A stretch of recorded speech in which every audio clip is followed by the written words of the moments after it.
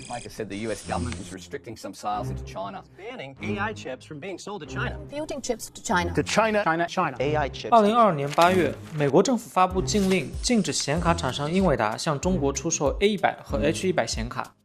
有一些朋友还不知道这回事儿，而知道的朋友有些也不清楚，为什么偏偏是显卡会成为国际博弈的工具。这些卡一张卖10几甚至几十万元，这么赚钱的生意怎么就不让做了？今天我们就来讲讲显卡的故事，它是如何从游戏玩具一步步身不由己走向风口浪尖的。才知道在知识的海洋里狗刨。显卡是带着快乐来到世界上的。在1999年之前的人类文明早期，世界上是没有显卡的，但已经有电子游戏了。那时候的游戏画面是由 CPU 生成的，你现在看到的这些都是人类驯服早期野生游戏的珍贵影像。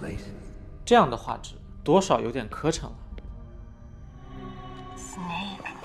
游戏玩家说要有高画质，于是就有了显卡。1999年，英伟达声称自己发明了 GPU， 也就是这个 GeForce 256。所谓的 GPU 就是图形计算单元，它是显卡最核心的部件，再给它配上其他一系列零部件，就成为了一张显卡。GPU 跟显卡严格来说不是一个概念，只是平时大家很少特意区分。所以这玩意儿为啥能提升游戏画质呢？因为渲染游戏画面这件事儿难就难在它计算量太大了。比如游戏中任何一个 3D 物体，它位置、方向、大小的变化，以及光源、物体表面的材质的变化对它光影的影响，都需要电脑来计算。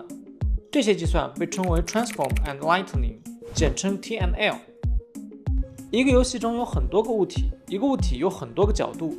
在你打游戏的时候，电脑要对无数个多边形做 TNL 以及其他一系列计算，倒不是说多难，但量也太大了。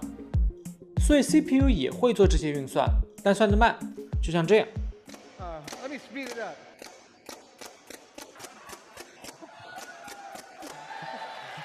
而 GeForce 256显卡，它在硬件层面支持 TNL 功能，干起活来就像这样。我们可以打个比方啊，渲染画面这件事儿就像是做10000道加减乘除。CPU 的核心很强，但数量少。每个核心就像是一个处于智力巅峰的高3学生，他能熟练地解出模拟卷上的最后一道大题，但让他算10000道加减乘除，他得累死。而显卡上面密密麻麻地分布着几千个小核心，每个核心都像是一个小学生，高考题肯定是不会，但他们能同时并排开动，在10秒之内就把10000道加减乘除做完，所以渲染画面特别快。从原理层面来看，显卡能提升游戏画质，就是因为它具有这种强大的并行计算能力。而显卡此后脱离游戏，被别的领域盯上，乃至成为国际博弈的筹码，也是因为这种强大的并行计算能力。在 GeForce 256发布后没几年，斯坦福大学的实验室就盯上了显卡。他们意识到显卡的并行计算能力这么强，肯定不能只拿来打游戏啊。于是在2003年，斯坦福博士生 Ian Buck 在这篇论文中首次提出了一个概念 GPGPU。 这里的前一个 GP 是指 General Purpose 通用计算，也就是利用 GPU 强大的算力来处理其他领域的问题。哦对了，这位 Ian Buck 毕业之后就进了英伟达实习，一直干到现在，如今人家已经是英伟达的副总裁了。要让显卡解决其他领域的问题并不简单，显卡算力虽强，但要有合适的软件能驾驭才行。我们可以沿用刚才的比方，我们说 GPU 就像是10000个小学生在同时工作，计算能力很强，但前提是你得能把一道难解的大题分解成无数个小学生能解决的简单问题才行，否则显卡再强又有什么用呢？转换到现实中，就是你得让开发者能方便地写出代码，利用上显卡的并行计算能力才行。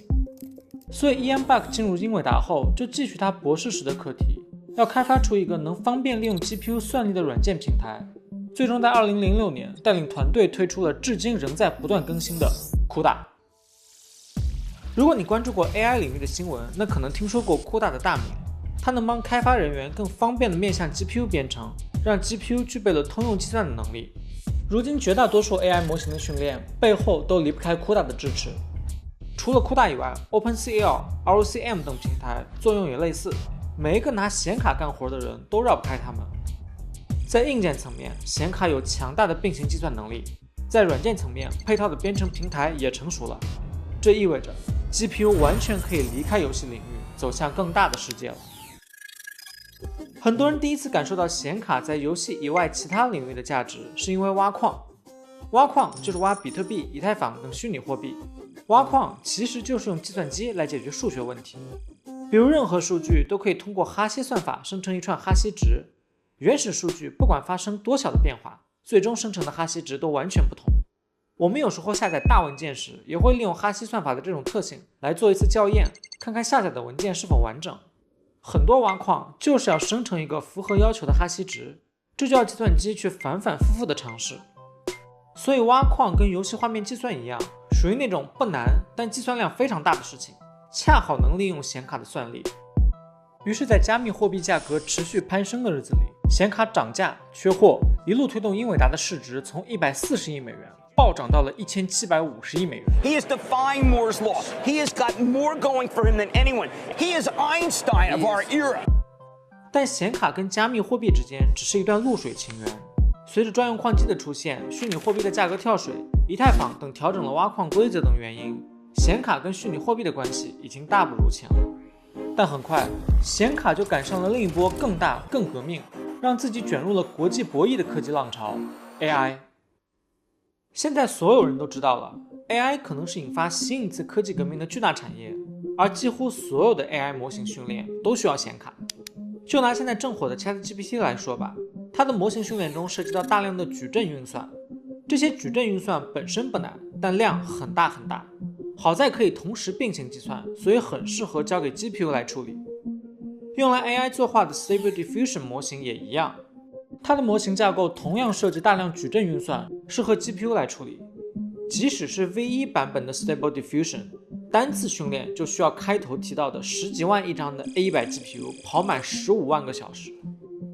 几乎所有 AI 模型的训练都离不开显卡强大的并行计算能力，正是算力的不断提升，才让这些应用成为了可能。可以这么说， AI 被认为有改变世界的潜能，而 AI 的基础是算法、数据和算力。算力是土壤，有了足够的算力，随时随地都可能长出一个类似 ChatGPT 的东西来。你猜不到具体长出来的是什么，会重塑哪个领域，但可以确定的是，不管长出来的是什么，我们都需要显卡。视频开头提到的 A100 和 H100 都是售价高达10几万甚至几十万元一张的专业显卡，还供不应求。有报道说，训练 ChatGPT 需要相当于3万块 A100 显卡的算力，那光这一个项目就需要花几十个亿来买显卡。这也是为什么从2022年10月开始，英伟达的市值在半年时间内就飙升了3-4倍。但到了这一步，卖显卡已经不再是单纯的商业问题了，甚至有人把各国的算力和 GDP 做了排名，二者高度相关。虽然谁是因谁是果不好说，但大家都意识到了，这是一个大力出奇迹的年代，算力更大，出奇迹的概率就越大。谁又知道哪个奇迹说不定就会改变国际竞争的局势呢？所以算力不能轻易卖给别人。像 H100 和 A100 这种专门为 AI 计算设计的高端显卡，再赚钱也不让卖了。当然，目前受到影响的只是最高端的显卡，没有生意人会跟钱过不去。为了绕开禁令，英伟达还推出了性能弱一些的 A800 显卡卖给中国。此处插播一则消息，就在这期视频制作过程中，《华尔街日报》报道说，美国方面又要禁止中国公司购买 A800 显卡，除非获得美国政府的许可，这将进一步切断中国 AI 产业的硬件来源。所以我们最希望的是，如果我们以后再出一期视频续写显卡的故事，那希望其中能有更多中国企业的面孔，我们能自己给自己提供算力，创造来自中国的奇迹。我们的格局不大，如果真到那一天，中国的高端显卡厂商找我们做广告的话，那打个9折，交个朋友。欢迎国产厂商联系我们，领取国产高端显卡广告9折券，有效期5年，消费满10万再打95折，限量发售，先到先得。最终解释权归柴斯所有。喜欢我们的话，请一定要长按点赞，一键3连哦。